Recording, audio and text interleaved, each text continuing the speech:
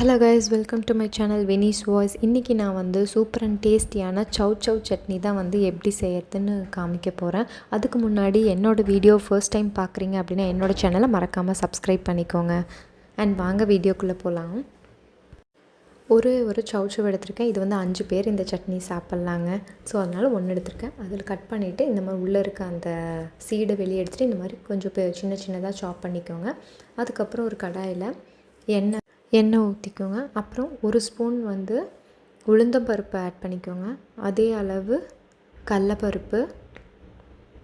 இது வந்து நல்லா சாட் பண்ணோன்னே ஒரு 3 வரமிளகா ஆட் பண்ணிக்கோங்க.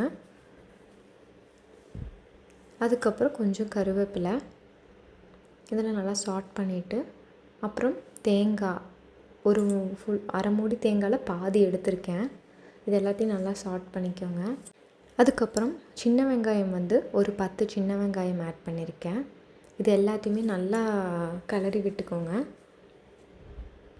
அதுக்கப்புறம் தக்காளி வந்து நான் பாதி தான் எடுத்திருக்கேன். ஃபுல்லாக தக்காளி போடலைங்க. கொஞ்சம் புளிப்பு டேஸ்ட்டுக்காக தக்காளி ஆட் பண்ணியிருக்கேன்.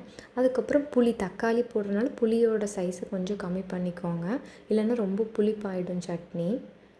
இல்லை நீங்கள் தக்காளி ஸ்கிப் பண்ணுறதுனா கூட ஸ்கிப் பண்ணிக்கோங்க, ஆப்ஷனல் தான். அது எல்லாமே நல்லா சாட் பண்ணிவிட்டு அப்புறம் நம்ம நறுக்கி வச்சுருக்கோம் இல்லையா சவ் சவ், அதையும் உள்ளே ஆட் பண்ணிக்கோங்க. குட்டி குட்டியாக நறுக்கிக்கோங்க. அப்போ தான் நல்லா வெந்து உங்களுக்கு வரும். இல்லைன்னா வேகிறதுக்கு வந்து ரொம்ப லேட் ஆகும். அப்புறம் உப்பு ஆட் பண்ணிக்கோங்க. உங்களுக்கு எவ்வளோ தேவையோ ஆட் பண்ணிக்கலாம். நல்லா சாட் பண்ணிக்கோங்க. அதுக்கிட்ட கொஞ்சம் நேரம் நல்லா வேக விட்டுருங்க. நல்லா வெந்து வந்தால் தான் வந்து அரைக்கிறதுக்கு நல்லா இருக்கும். அவ்வளோதான். வெந்ததுக்கப்புறம் ஒரு மிக்ஸி ஜாரில் மாற்றிட்டு நல்லா கிரைண்ட் பண்ணிக்கோங்க. ரொம்ப ஃபைன் பேஸ்ட்டாக அரைச்சிங்கன்னா நல்லா இருக்காதுங்க. ஸோ அப்போ செக் பண்ணிக்கோங்க. அப்பப்போ எடுத்துகிட்டு செக் பண்ணிவிட்டு எகெயின் அடிச்சுக்கோங்க. அப்புறம் ஒரு கடாயில் எண்ணெய் ஊற்றிக்கோங்க. தாளிக்கிறதுக்கு கடுகு, அப்புறம் கருவேப்பிலை, அப்புறம் வரமிளகா 1.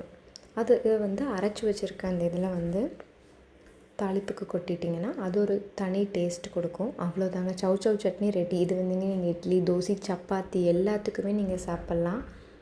ட்ரை பண்ணி பார்த்துட்டு எப்படி இருக்குன்னு எனக்கு கமெண்ட் பண்ணுங்கள். அண்ட் ஆல்சோ இந்த மாதிரி வீடியோஸ்க்கு என்னோடய சேனலை மறக்காமல் சப்ஸ்கிரைப் பண்ணுங்கள். அண்ட் ஆல்சோ பக்கத்தில் இருக்க பெல் பட்டனை ப்ரெஸ் பண்ண மறந்துடாதீங்க. அப்போ தான் நான் போடுற வீடியோஸோட நோட்டிஃபிகேஷன் ஸ்டார்ட்னு வருங்க. See you, bye.